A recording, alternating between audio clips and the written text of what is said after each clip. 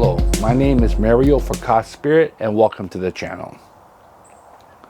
So today, you notice I'm not in my yard. I'm on my patio, only because I went to go water my plants, and it was a free-for-all for the mosquitoes. So there's no way I couldn't water the plants.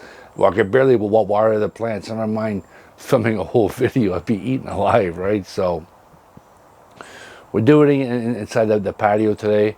So what I want to talk about is how these people, whatever you want to consider these people are, the deep state, Big Brother, whatever it may be, how do they try to control people, right? And they do it through brainwashing. But I just want to talk a bit about how they do the brainwashing.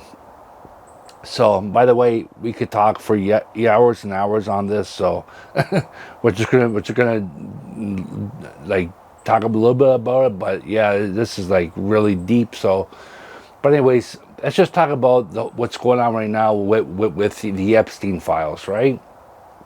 And in the past video, I talked about this as well. And I talked about how it was interesting how you can have two intelligent people both believe but one will support Donald Trump and the other one won't, right? So I was listening to Candace Owens after I made that video, and she said exactly what I said in that video. This is not about Jeffrey Epstein. This is about the children, okay?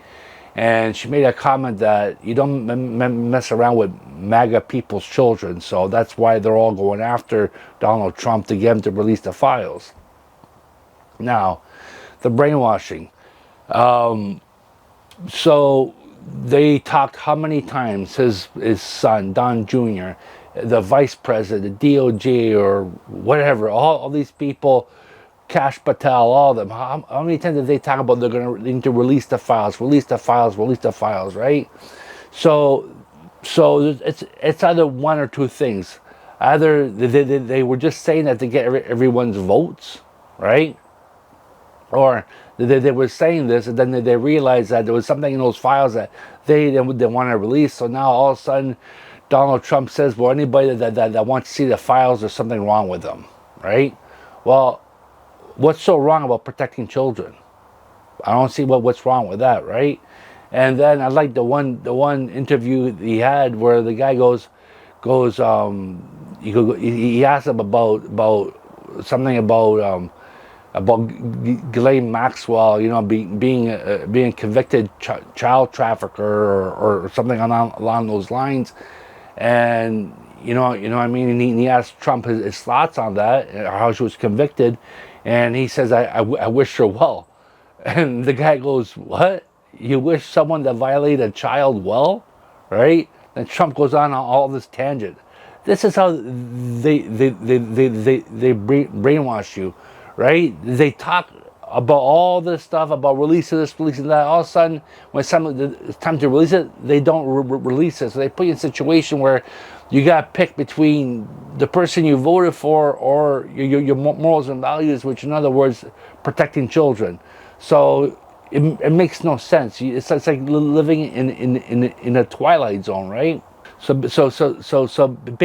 basically, it's how they do it. It's not the only way. There are other ways as well, and we'll talk about another way, but that's one way. They keep everybody off balance, right? They make themselves look like heroes, like they're going to save the world. Then, you know, they get you all invested in this, and then all of a sudden, well, no, sorry, like, what we promised you what we're going to do, we're not going to do it. Right? And how many time did Trump say, I work for the people? Well, the people are telling you, from what I understand, on the left and the right, they're telling you to release the files. So release the files if you work for the people, right? So anyway, so that's one way that they do it. They play these little games, right? And they keep everybody off balance, right? And they make you feel like you're living in a twilight zone. They don't know you don't know what's up, down, left, right. And when you're in that place there, and that frame of mind, that's when they could do whatever they want with you. And that stuff there that they're doing, a lot of times you don't even know it because it's happening so slowly. That you don't ever realize that till one day you wake up, you're trying to figure out what the heck happened, like what's going on with me or the society around us, right? So that's one way there. So another way that they do it, and this is very powerful, is through Hollywood, right? Through movies. So I got this movie here. This was the first one called Shazam, right? And the first time I liked it, so I actually bought it. But there was a few things that kind of like got my attention, but it wasn't really that bad, or else I wouldn't have bought it, right? But this time here, when I watched it, I caught like some more stuff, right? So in the one part in the beginning, when the later on in the movie, there's this bad guy. Well, that bad guy is, in the beginning, he's a little child, and he's in the back of a car playing with this toy, and the father is calling him like a little shit, right? And I'm like, what kind of way is that to talk to a child, right?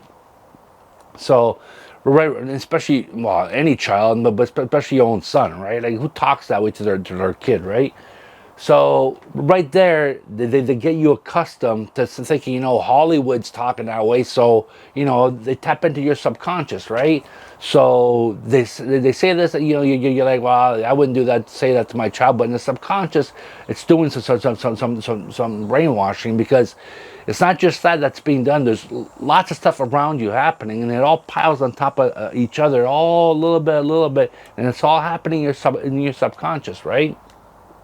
So there's that there. Then there's a part where the guy that plays Shazam, he's a child, and he ends up going to see the wizard of Shazam, wizard or whatever, and the wizard wants to pass over his power, and he goes.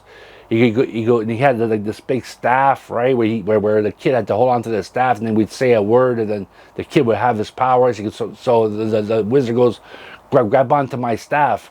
And the kid goes, oh, that's gross, right? So obviously we know what this movie is referring to, right? So it's little things, right, that tap into your subconscious, right? And most people probably just laugh that off, but really, if you think about it, there's nothing to laugh at. So anyway, so later on, they keep going with the movie. So this kid that ends up being Shazam, he's an orphan, and he gets adopted by this family, right? And in this family, there's this little girl. She's really cute and all that, right? So that they suck you in like that, right? The parents, like the parents that are the parents that run like this home for orphans, they're really nice too, right? So they really suck you in, right? But you gotta be careful. So then in this group home for these kids, there's this one little boy. He's got a cane. He can't walk properly, right? So he's crippled in a sense, right? So at the one point they're at school, and these teenage boys, they run into him with their car, right?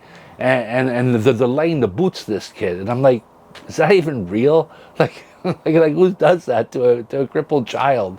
Like, I don't know, like any teenage boys that would do this in broad daylight in front of a school and laying the boots to this kid, right? But again, it's the brainwashing, right?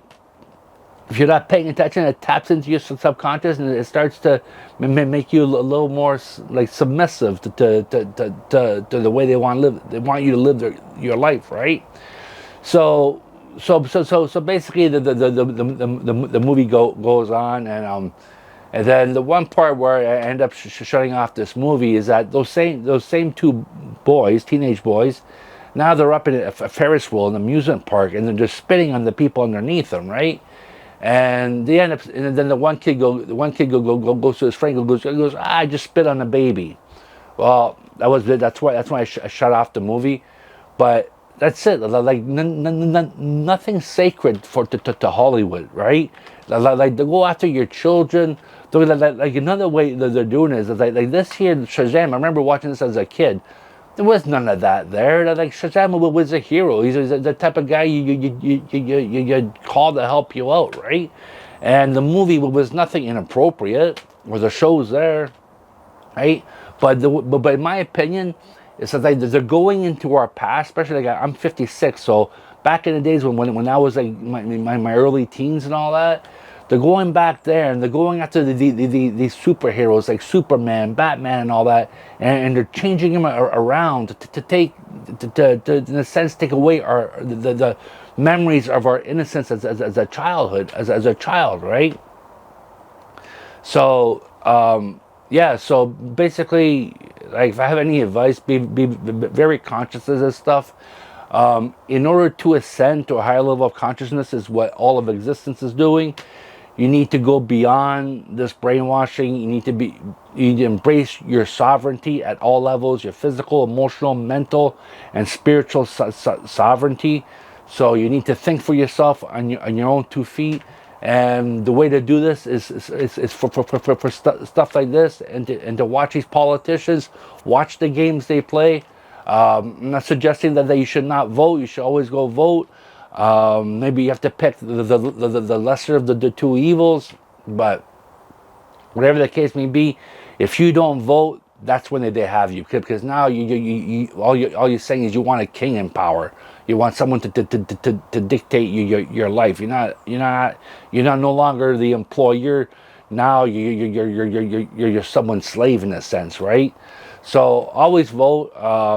Like in my opinion, like right now, like with the states, to me, like Republican, the Democrats. Well, what's the difference, right? To me, they're all the same. So if I was American, I'd be voting for like the one that would at least have the chance to win. I tell that the people over here too. They're like, voting doesn't help. I live in Canada, by the way. Voting doesn't help. They're all the same. I'm like, okay, so vote for the one that would at least have the chance to win. But like, why leave these people in power for, like over here? It's not like in the States, so like our prime minister or premier can be in power for as long as we vote them in, right? So, but I'm like, well, why leave them in? Like you vote them in, they're in there for 4 years. You don't like it, vote for someone. Like vote for the one that would at least have a chance to win, right?